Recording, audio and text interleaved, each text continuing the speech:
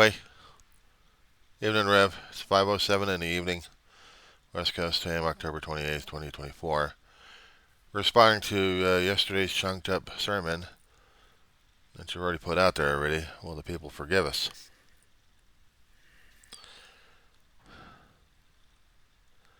Maybe down the road.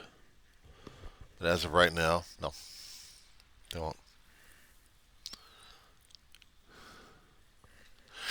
They won't because people have used religion to, they've used faith as a weapon, a lure, something that people saw it was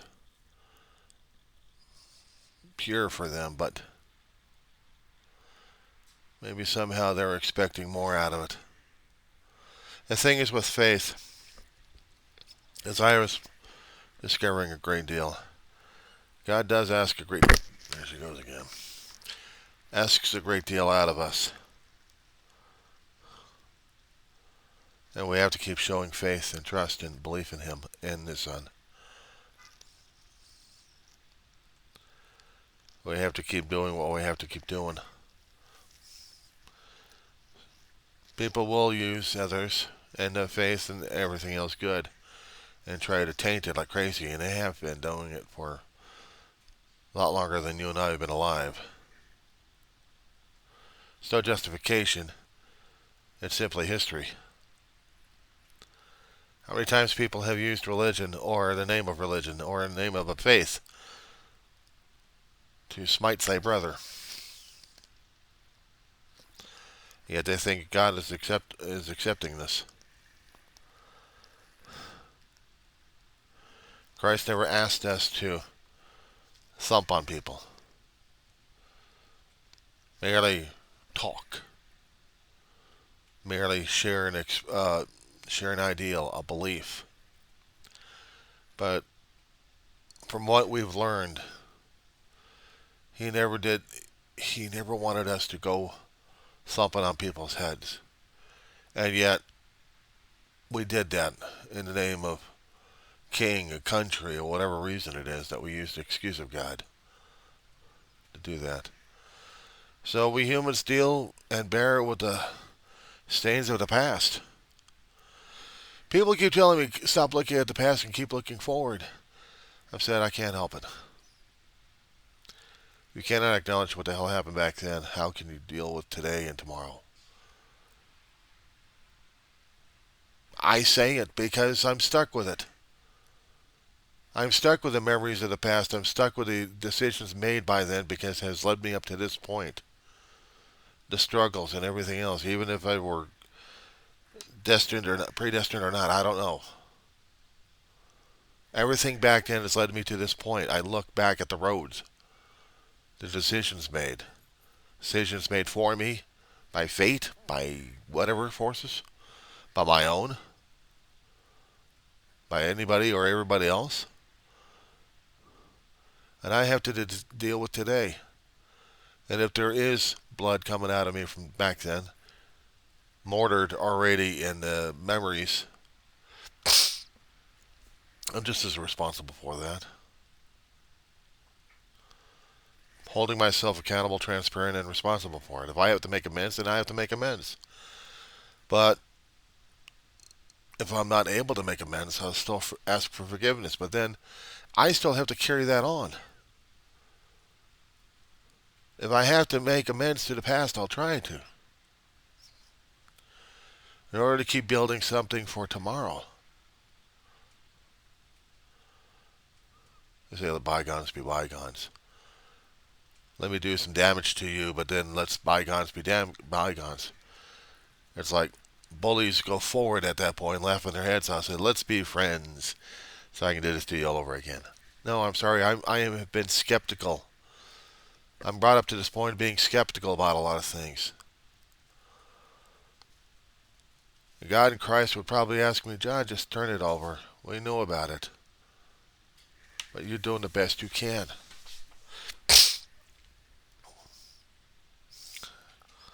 If you can make amends, make amends.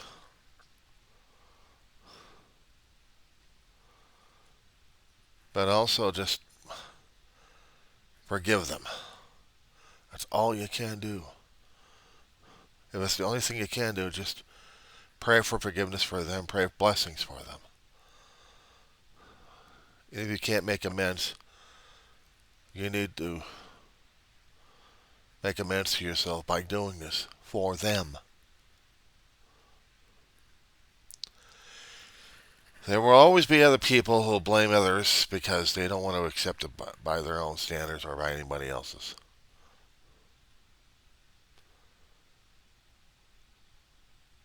Say, for example, if I'm going to be a bully at this point and I do something to you physically. But then again, I say, you just deserved it. Don't you understand how screwed up you are? You deserve this because you're screwed up.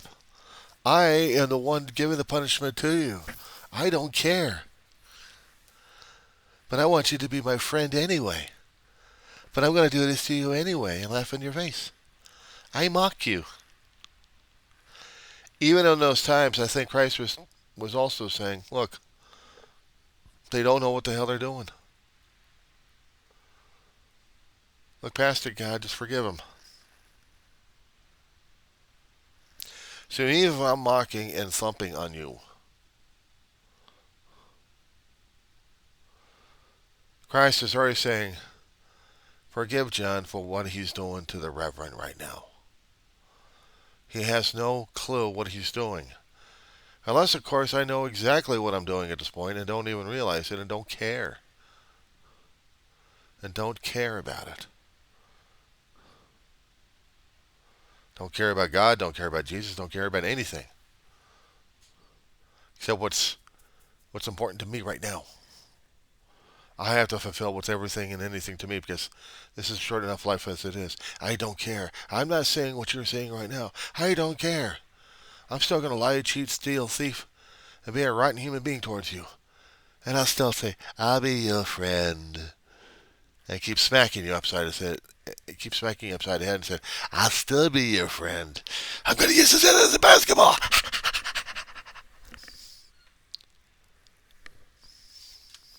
She calls. She must be obeyed. She had to be taken care of. But this is my job right now. This is my turf. This is my thing that I have to do. And this is what I must do. I must go outside myself. I must do something. Even though it looks like it's probably screwed up anyway. And maybe I am screwed up. Maybe I am screwed up. Maybe I don't know my ass on hot rock. Okay? That's something to say, isn't it? So now what do we do? I don't know. I feel fine what I'm doing. Yeah, but I don't. It's not that I'm feeling...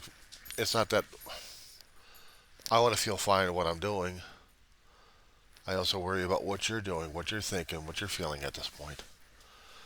See, in order for me to be a good neighbor, I still have to care about what's going on around me. I still have to care about what's happening to people around me. I still have to be empathetic and sympathetic.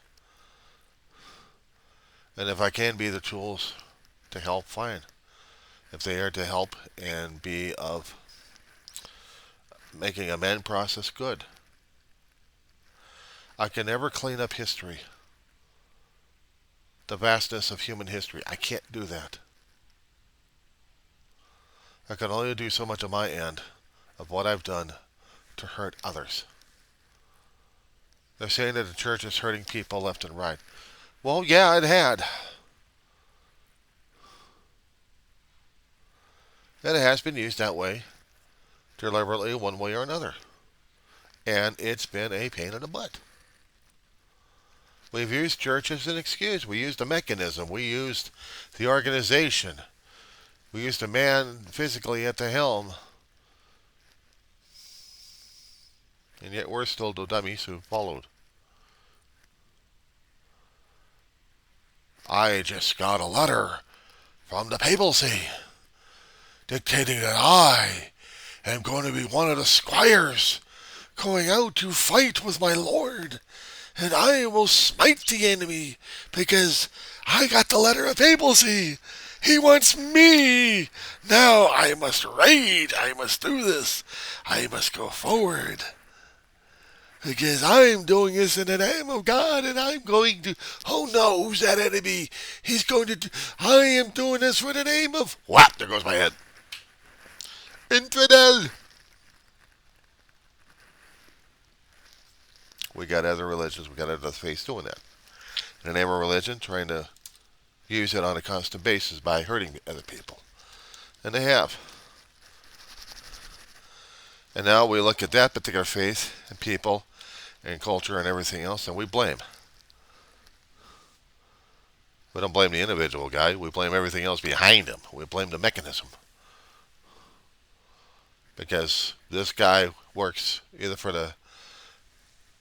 that organization or he works for himself. So if he's working for himself, that's one thing.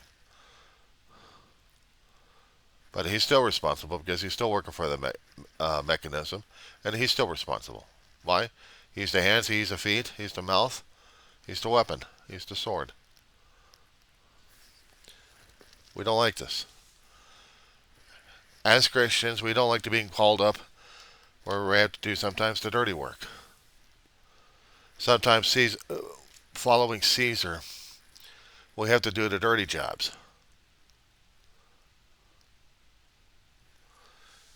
We have tried to demonstrate this in different forms and formats.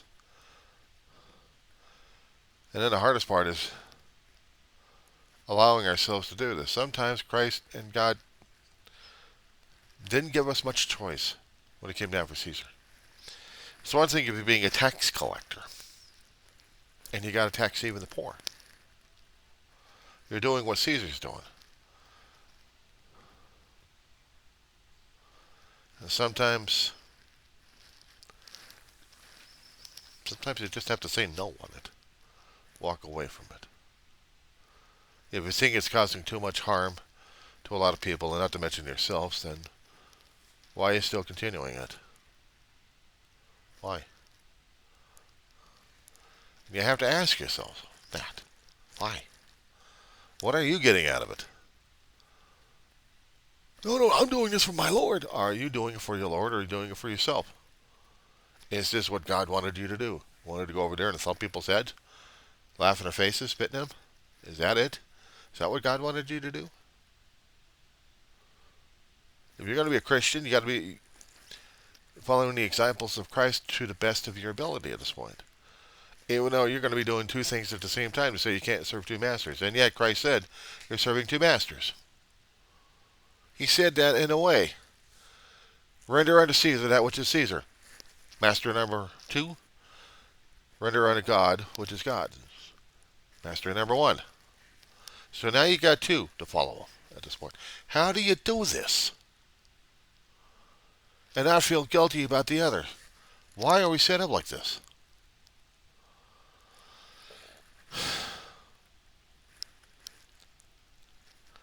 I can never figure that one out. Yeah, we got the masters of the earth here. We live, we breathe, we serve whatever we got here. It's the battle in our heart that we have to fight with. What we know is right. Is it right to say such uglies to other people because of politics? Or papacy? In the name of religion, we're going to kill people. Again, we're not supposed to murder. But God said it's all right because we share two masters. It's conflicting at its best. Sometimes you have no choice. But other choices we do. I did not put on the uniform of my Caesar. But in a way, I have. I haven't been trained in the ways of Caesar or his Roman army. but the ideas and ideologies are wrapped up. God got to me first, saving my life, before I knew anything about Him or about the teachings. He says, I can't serve two masters. Okay, fine. Then who am I serving next? There's one or the other, but you say I have to serve Caesar, I have to render unto him. But then again, I have to render unto God, which is God. So who's the Caesar and who's not? And who am I serving here? This is the conflict we have to deal with and try to riddle ourselves out of this damn thing. Our logic and our critical thinking is failing us at this point. Just who is more important? And how can we get around this one way or another? How can we solve our little dilemma? And honestly, I don't know. Can the church forgive us? Why? Because we're part of the mechanism? We look at it for that way and reason in this lifetime. Is that also part of Caesar? I'm asking questions on this one. It's not that I'm going to be asking people saying, believe me, trust me, because I've got all the answers. No. I'm asking. I don't have any answers to give people. I don't have any answers to give you on this one.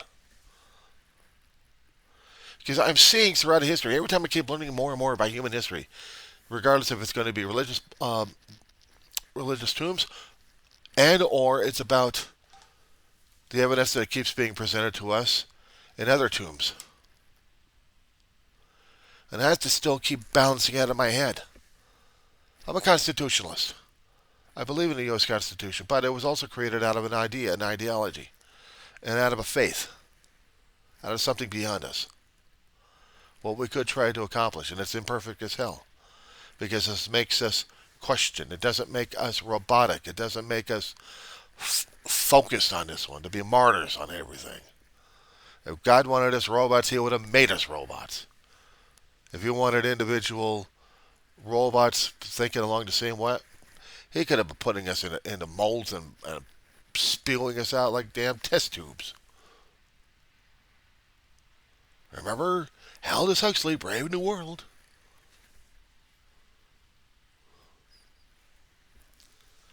They're not my gods. They are people's observations and storytelling ideas of showing things to come, and yet sometimes they make sense.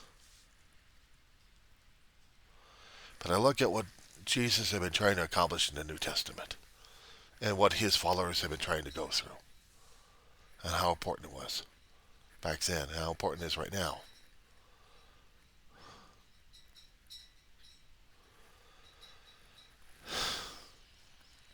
I have to look at my priorities. I have to look at what's going on with me. I have to deal with what is with me.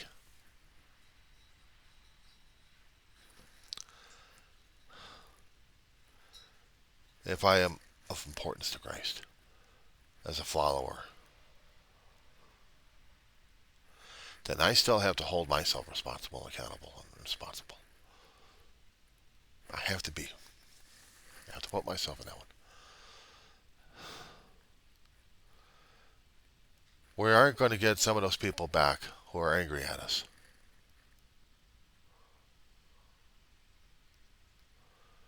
Because also in the tombs they're also telling us that Christ was also trying to be the winnower. He was winnowing everybody. You're taking away the wheat from the chaff. When the wheat was being taken down the Nile and brought forth to the people in Egypt, what did they do? They were separating the wheat from the chaff. The wheat they used for food. Process it. Store it. The rest of it we used for brick and mortar. To build upon.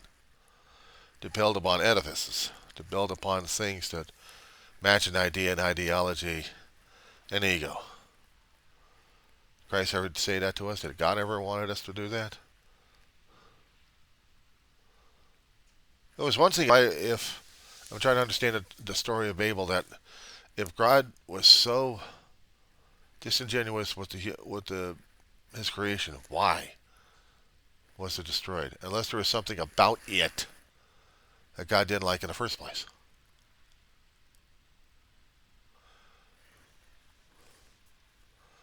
So what was it that made the tower go boom or disappear into the winds? Was it something of human behavior? Something that displeased God? What I'm saying right now, is it displeasing God what we're going through right now? Or is this a necessary winnowing? And here's where it gets tricky on that point. Here's where it gets tricky on that point.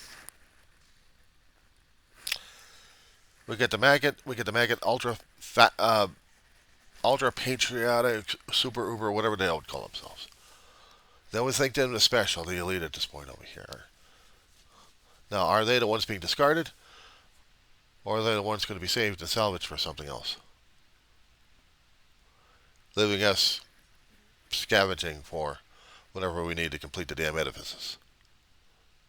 Are they the ones that are God's appointed? They're going to be doing anything and everything necessary to produce what kind of people they are. And here's what I got the thought in my head going on this one: the elitism. Holding yourself accountable to everybody else, above everybody else. How is God doing this to us, and why is He doing this to us? Is it a lesson that we still haven't learned yet? Or we still need to repeat this thing over and over and over again? I don't know. I have no clue. I have zero clue. On some occasions, I'm asking myself this stuff. And other times, I'm just asking it because maybe somebody else needs to hear it or needs to understand. Is the church responsible? Is the organism that we've already created, the organization that we created out of man, is that responsible for all the crap, for all the downfall we got right now? Or is it something else? I'm looking at all this stuff, and I'm trying to see where my responsibility, my hang-up is. If I'm part of the organization that's still in charge, directly or indirectly, of causing human suffering at this point, then I gotta get out of it. I gotta stay out of the damn organization. I don't want to be part of an organization that's happily willing to thump on people's heads because of the name of religion.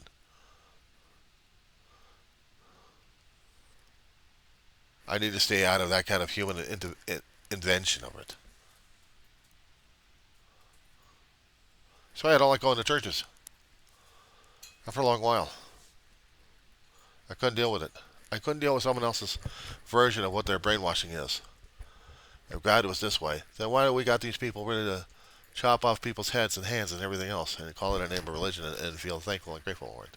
And now we got to go to war with them. Now we got to go say, now you're the infidel. You calling me infidel? Let's go for the war at this point. Is this what our holy masters told us? Is this what the masters we held in highest esteem wanted us to do? If I'm going to hear one asshole in there saying, yes, I'm saying, that's it, I'm out of here. You can't do this. You can't deny God. No, I can deny you. I can deny you. You're going to tell me in front of my face that I have to follow this because you say so. Yes, I do.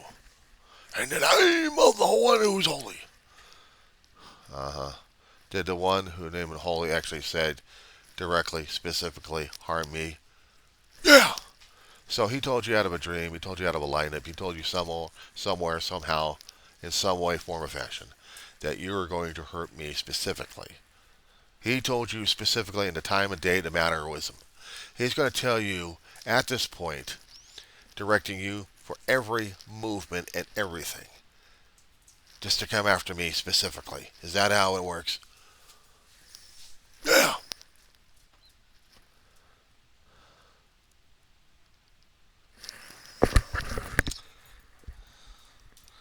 Then I suppose I'm going to have to start saying either you have already started the damage already by doing this, and we're already having this discussion here, which is putting damaging to my face and the power I've got, because now I got to stay here and endure it just to satisfy your bloodlust. But in being part of Christ, who says, you don't do it, it's okay. Part of my will, part of Caesar's will, would want to fight back. Part of Christ's will said, it's okay. Let it happen. Because I, above, am a witness. And I'm witnessing what you're doing. I'm witnessing what the other person is. And again, it goes back to the time when Christ is on the cross and saying, Father, forgive them. They do not know what they're doing. These people don't understand. There are forces beyond our comprehension at work that we don't even have an explanation for. Hidden, subtle, but there. It's a subtle thing. I still have a problem trying to deal with that one. I still question it. I am the doubting Thomas. I am the one of the followers of Christ who just heard my master got slain on a cross. Slain, threw up on a cross with things sticking into him, and then he dies, and then he's thrown into a hole covered up by a rock. And now you're going to tell me that he's out after going through all this stuff, putting us through all this aggravation and grief? We're supposed to accept it, acknowledge it, and be happy about it, and be amazed. No, I'm a doubting Thomas, because I need to know for my own worth. I need to know, and I can trust this guy. I need to know that he was going to be bleeding for me, but also in a different way, I need to be bleeding for him, like I already had been. He put himself on the cross. He's already put every one of us who follow him on the cross. We're on there too. We already got the blood stains on our hands. We just haven't seen them. The stigma or stigmata, whatever the hell we call them.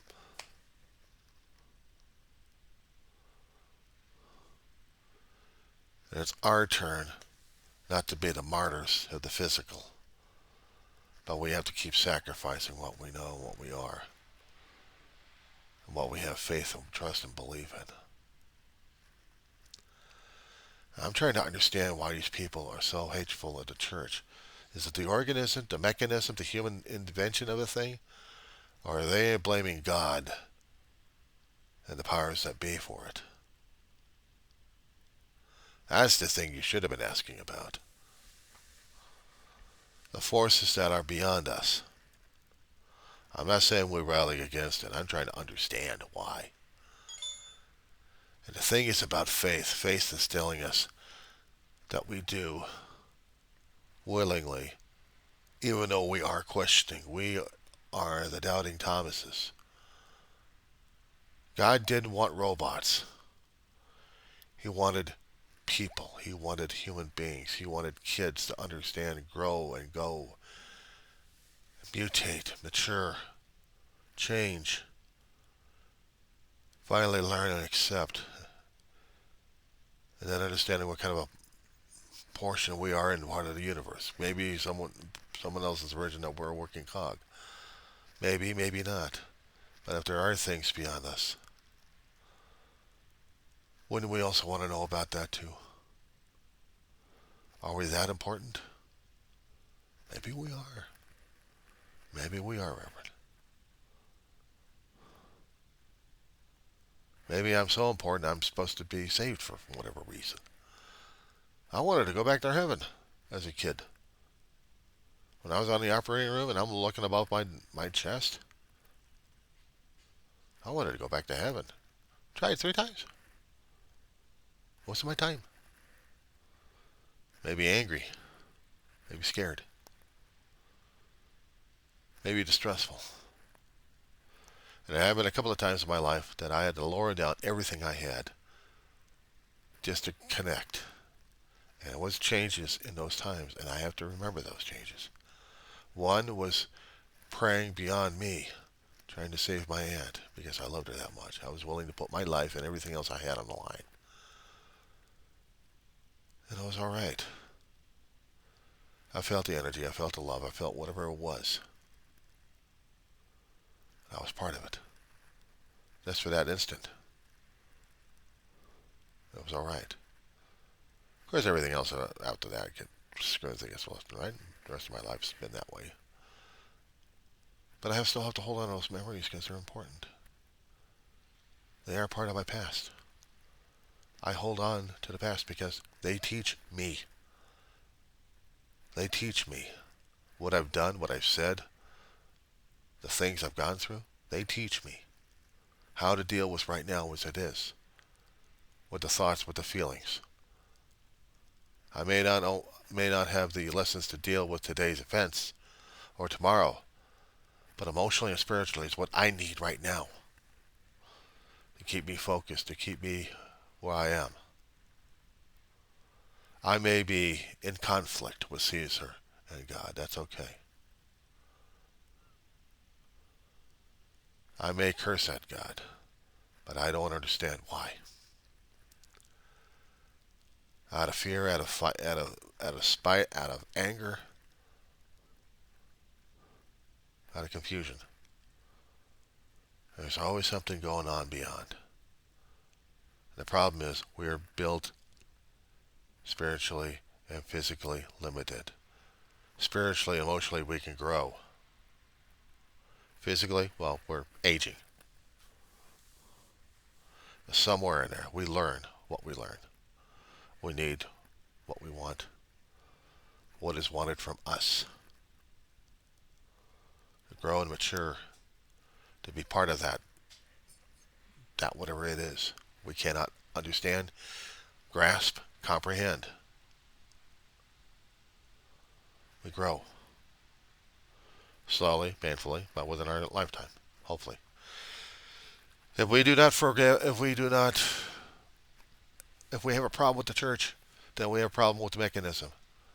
Church of Christ is different for each of us. It's the same, but it's different. We're part of it. It's just a pattern. It is what it is. And I have to accept it. I may have moral guidance of behavior that's acceptable or not. Fine. I have to do what I got to do inside of me. I have to follow what that is. And if I feel uncomfortable with it, then I know I'm off. But if I feel comfortable with it, it's right. And I'm all right with it. Maybe I'm at a point. I still need to outgrow it. I know I'm still in pain. I grieve. I mourn. I vested a lot of myself in a lot of people and a lot of beings. And yeah, and things as well. And they hurt when they're gone. And I have to move on. I don't understand why. I don't. But I have to. Just move on. They'll understand eventually. It's up to them. If they're going to be losing the church, they lose the church. They lose the church of their own understanding. They lose the church of their own understanding. We have ours. Each of our own interpretations, what we're looking at the church. We look at the script. We look at the scriptures. We look at the teachings. We look at what everything. How we interpret it. How we're comfortable with it.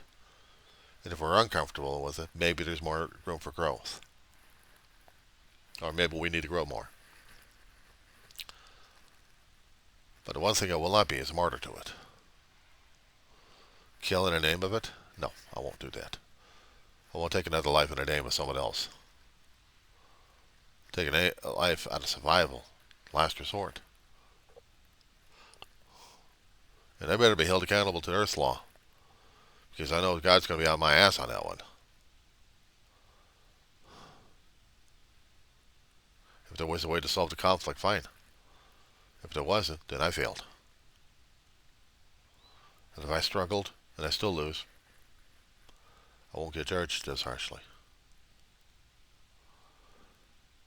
If I'm not out there hurting people, then that's got to be something. If I am hurting people, then I got a problem. I've got an issue. And they got an issue with me, and that has to be. Has to be. Because I'm part of the problem, not part of the solution. Deep thoughts, aren't they? Real deep. Will they come back to the church? Which church? Which church, Reverend? Organization or back to God? They'll have to be the ones making that kind of decision for themselves, what their interpretations are. Mine's already screwed up right now as it is.